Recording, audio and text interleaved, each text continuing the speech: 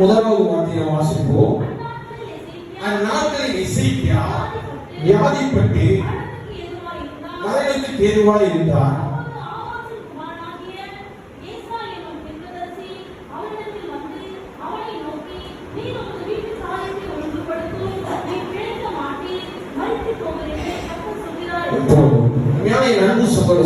இந்த கால வேளையிலே அருமையான இந்த 2 ராஜாக்கள் 20வது அதிகாரத்திலே நாம் முதல்ல இருந்து 6வது வசனத்தை வாசிக்கும் பொழுது இங்கே எசேக்கியா ராஜா குறித்து நாம் பார்க்கிறோம். ஹல்லேலூயா. எசேக்கியா ராஜா குறித்து ஏசாயா தீர்க்கதரிசி சொல்கிறார், நீ பிழைக்க மாட்டீர். You just prepare all your things. You are not going to live anymore. You are going to die. Hallelujah. அப்போது ஏசாயா தீர்க்கதரிசி சொல்கிறார், உங்களுடைய வீட்டு காரியத்தை நீ ஒழுங்குபடுத்தோ, நீ பிழைக்க மாட்டீர். ஹல்லேலூயா. மூன்றாவது வார்த்தையை நாம் வாசிப்போம். கர்த்தாவே, நான் உமக்கு முன்பாக உண்மையும் மன ஊக்கமாய் நடந்து உமது பார்வைக்கு நலமானதை செய்து என்பதை நினைத்தருளும். ஹல்லேலூயா. இந்த இடத்திலே எசேக்கியா ராஜா கர்த்தருக்கு முன்பாக சொல்லுகிறார், கர்த்தாவே, நான் உமக்கு முன்பாக உண்மையும் மன ஊக்கமாய் நடந்தேன். ஹல்லேலூயா. ஹல்லேலூயா. இந்த இடத்திலே தீர்க்கதரிசி சொல்லுகிறார், நீ பிழைக்க மாட்டீர். Just prepare all the things you are going to die. நீ மடிக்க போகிறீர்கள் என்று சொல்லும் பொழுது எசேக்கியா ராஜா கர்த்தருக்கு முன்பாக சொல்லுகிறார், உமக்கு முன்பாக நான் உண்மையாக இருக்கிறேன். ஹல்லேலூயா. இந்த காலவேளையில் இரண்டு சகோதரர்களே, எத்தனை பேர் கர்த்தருக்கு முன்பாக சொல்ல முடியும், நான் உமக்கு முன்பாக உண்மையை உத்தமமாக இருக்கிறேன். ஹல்லேலூயா. ஹல்லேலூயா. இந்த நாளிலும் கூட யார் எசேக்கியா ராஜாவை நாம் பார்க்கும் பொழுது எடுத்து வாசிப்போம். 2 ராஜாக்கள் 18வது அதிகாரத்திலே முதலாவது வார்த்தையிலிருந்து 6வது வார்த்தைகளை வாசிப்போம்.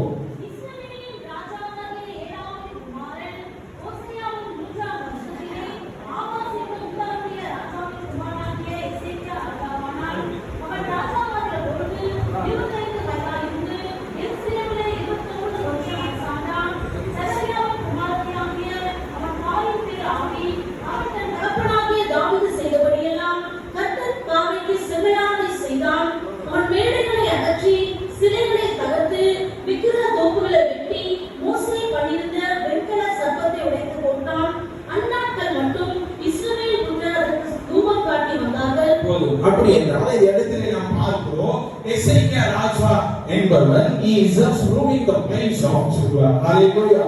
யூத ஜனங்களே ஆளுகிற ஒரு king. He is a king who over the people of Judah. Hallelujah. யூத ஜனங்களை அவன் ஆளுகிறான். அவன் என்ன கர்த்தருக்கு முன்பாக எப்படி இருக்கிறான் என்று பார்க்கும்போது தன்னுடைய தகப்பனை போல இல்லாமல் விக்கிரக தோப்புகளை அகற்றி he just worshiping the Lord. கர்த்தருக்கு மாத்திரம் அதான் மூன்றாவது வார்த்தையை பார்ப்போம். அவன் தன் தகப்பனாகிய தாவீது செய்தபடியெல்லாம் கர்த்தரின் பார்வைக்கு செம்மையானதை செய்தான். ஹல்லேலூயா. ஹல்லேலூயா. அப்படி தன்னுடைய தகப்பனை பார்க்கும் பொழுது விக்கிரக ஆராதனையும் கர்த்தருக்கு விரோதமான காரியங்களை செய்தான். ஆனால் எசேக்கியா ராஜாவை குறித்து பார்க்கும்போது கர்த்தருக்கு முன்பாக செம்மையானதை செய்தான். ஹல்லேலூயா. ஹல்லேலூயா. அதை நம்ம தொடர்ந்து நாம் வாசிக்கும் பொழுது 18வது அதிகாரத்தில் 13வது வசனத்தை நாம் வாசிப்போம். யூதாவின் ராஜாவாகிய எசேக்கியாவின் 14ஆம் வருஷத்திலே அசீரியா ராஜாவாகிய சனகெரிப் யூதாவில் இருக்கிற அரணான சகல பட்டணங்களுக்கும் விரோதமாய் வந்து அவர்களை பிடித்தான். ஹல்லேலூயா. அப்படி என்றால் எசேக்கியா ராஜா கர்த்தருக்கு முன்பாக உண்மையும் உத்தமமாய் எப்படி தாவீது செம்மையானதை செய்தது போல ஒவ்வொரு நாளும் கர்த்தருக்கு முன்பாக உத்தமமாக செம்மையான காரியங்களை செய்து கொண்டு வருகிறார். அப்போது 13வது வசனத்தை பார்க்கும் பொழுது அசீரியா ராஜா சனகெரிப் அவன் யூதாவில் இருக்கிற அரணான சகல பட்டணங்களுக்கு விரோதமாய் வந்து அவர்களை பிடித்துக் கொள்கிறார். அல்லேலூயா. அவனுடைய சிச்சுவேஷனை நாம் பார்க்கும் பொழுது கர்த்தருக்கு முன்பாக உண்மையாக இருக்கிறான், கர்த்தருக்கு முன்பாக செமையானதை செய்கிறான். ஆனாலும் அவனுக்கு வருகிற பிரச்சனையை பார்க்கும் பொழுது சனகரிப்பு ராஜா அந்த இடத்துல வந்து என்ன பண்றான் பாத்தீங்கன்னா, அங்க இருக்கிற யூதாவில் இருக்கிற அரணான சகல பட்டணங்களை விரோதமாய் வந்து அவைகளை பிடித்துக் கொள்கிறான். ஹல்லேலூயா. நண்பு சகோதர சகோதரி, இந்த கால வேளையிலே கர்த்தருக்கு முன்பாக நாம் உண்மையா இருக்கும் பொழுது, உத்தமமா இருக்கும் பொழுது அநேக ஜனங்கள் நமக்கு விரோதமாய் எழும்புவார்கள். அந்த சூழ்நிலையை பார்க்கும் பொழுது நாம் தோல்வியை போல காணப்படும். If you just see the situation, we are going to lose our life. மகானாக இயேசுவை தொடர்ந்து வாசிக்கும் பொழுது 29வது வார்த்தை நாம் வாசிப்போம். தொடர்ந்து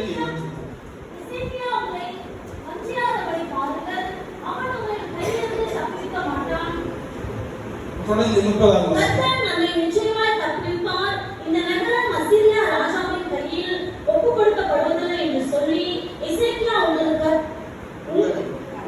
கர்த்தர் நம்புவார் பண்ணுவார். அதற்கு இடக்கூடாதீர்கள் என்று ராஜா சொல்கிறார். இந்த இடத்துல நாம் பார்க்கும் பொழுது நம்ம அசீரியா ராஜாவை குறித்து நாம் பார்க்கிறோம். அவன் பெயர் சனகரிப்பு. அவன் வந்து யூத ஜனங்களுக்கு விரோதமாய் வந்து சில பட்டணங்களை பிடித்துக் கொள்கிறான்.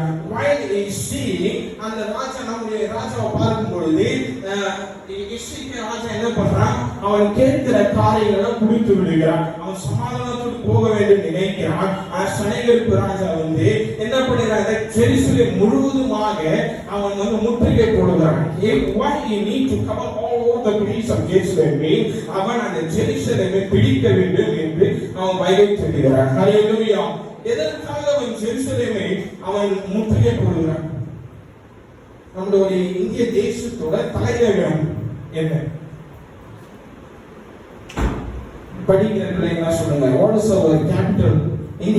இந்தியாவோட கேபிட்டல் எது?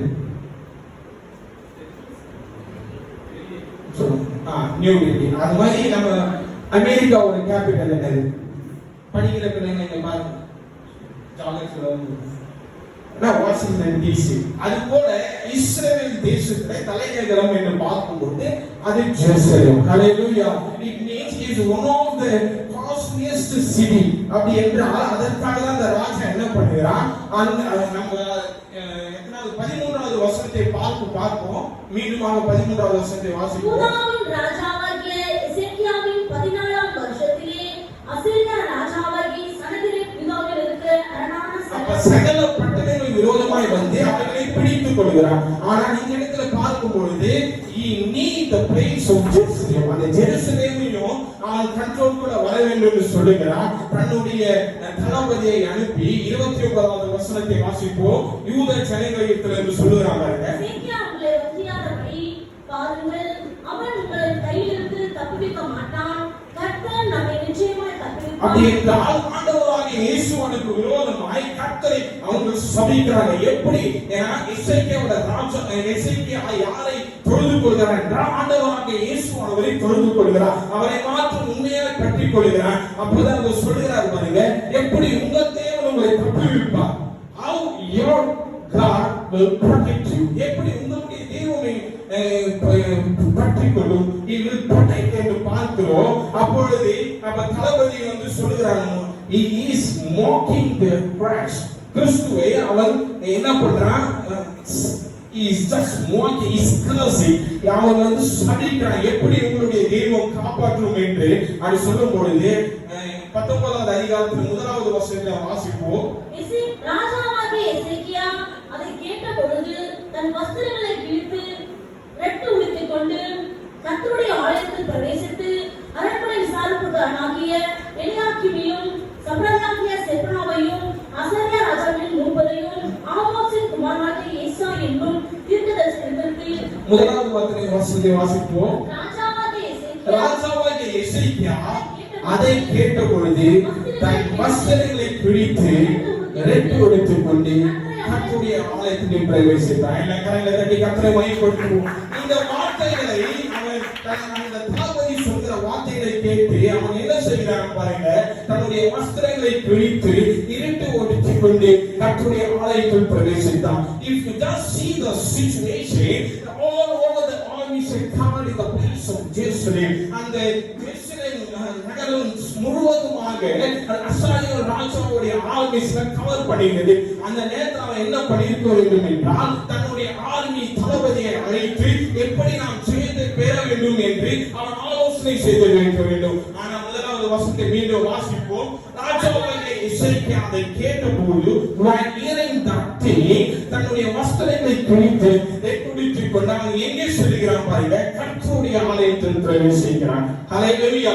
கரங்களை உயர்த்தி சொல்லுவோம். அதே மாதிரி நம்முடைய வாழ்க்கை கூட சில நேரங்களில் நம்மளுக்கு பிரச்சனைகள் வரும், சில நேரங்களில் போராட்டங்கள் வரும். அந்த போராட்டத்திலே நாம் யாரை தேட வேண்டும் என்றால் கர்த்தருடைய ஆலயத்தில் நாம் தேடி வர வேண்டும். ஹல்லேலூயா, ஹல்லேலூயா. அடுத்தபடியாக அவர் என்ன சொல்கிறான்? இரண்டாவது வசனத்தை வாசிப்போம்.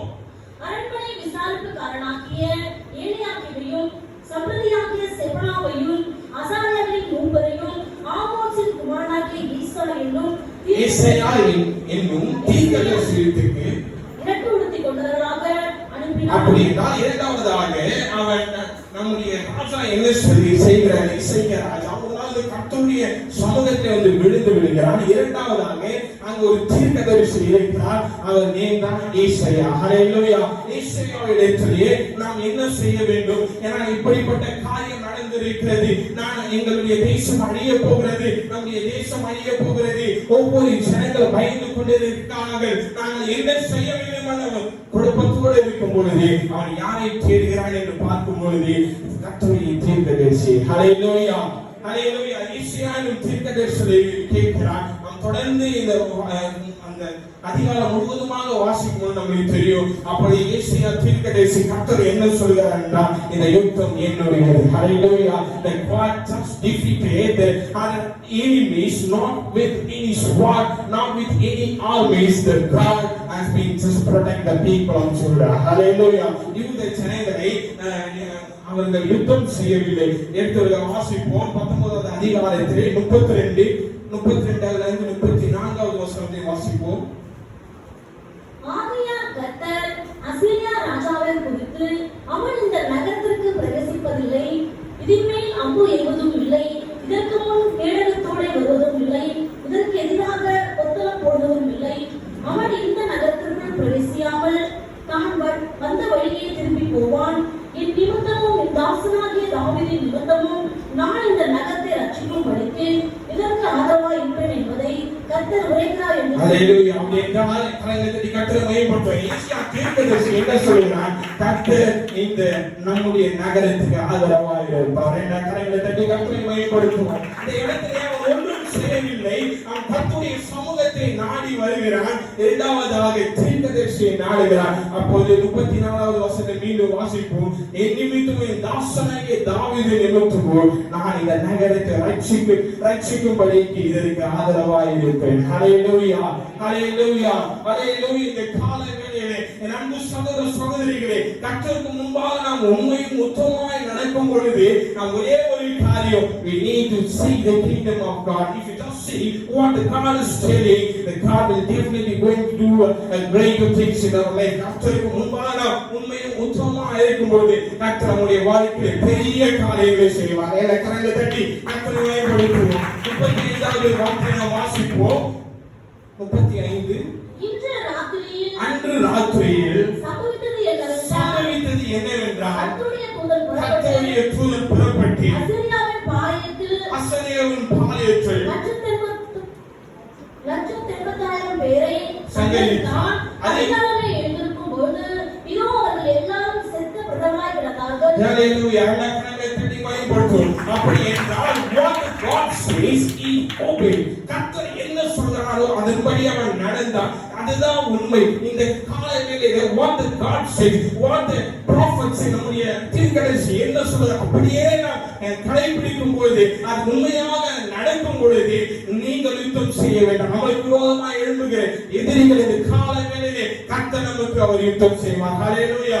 அந்த ராத்திரியிலே அவர் ஒரே ஒரு ஏஞ்சல் நிமித்தமாக ஒரே ஒரு தேவதூதன் 1,85,000 ஆர்மிஸ் ஆஃப் அசீரியா, அசீரியாவில் இருக்கிற ஆர்மிஸ் ஒரே ஒரு இரவிலே 1,85,000 பேர் கர்த்தருடைய கர்த்தர் கொள்கிறார். ஹalleluya. The God is defeating the armies of the அசீரியா ராஜாவின் ஆர்மியை கர்த்தர் அந்த ஒரே ஒரு இரவிலே அழித்துக் கொள்கிறார். ஹalleluya. 36வது வசனத்தை பார்க்கும்போது அப்போது அசீரியா ராஜா சலைகளை பிரயாணப்பட்டு திரும்ப போய் விடுகிறார். ஹalleluya. அந்த கடைசியாக நாம் பார்க்கும்போது தன்னுடைய மகனாலே அவன் கொல்லப்படுகிறான். ஹalleluya.